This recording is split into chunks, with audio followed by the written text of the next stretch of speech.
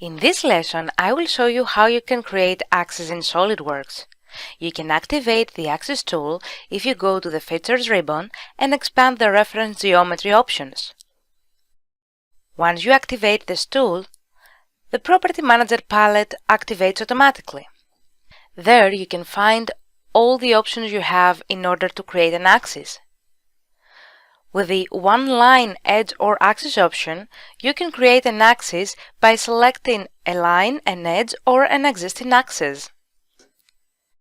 I will activate this option and I will select an edge of the object. Once I select the edge, I will click on the check mark to create the axis.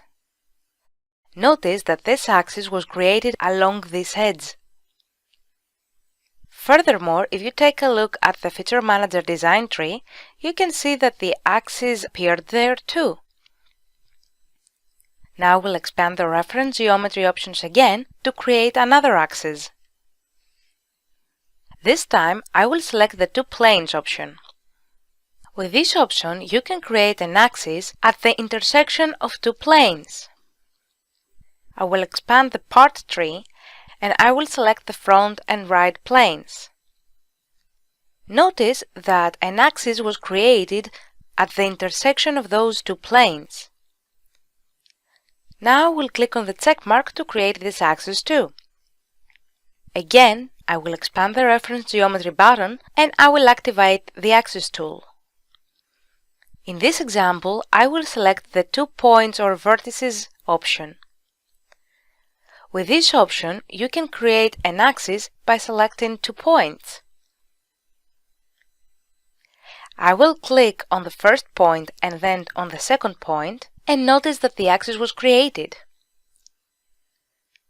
Now, instead of clicking on the check mark to create this axis, I will select the cylindrical or conical face option.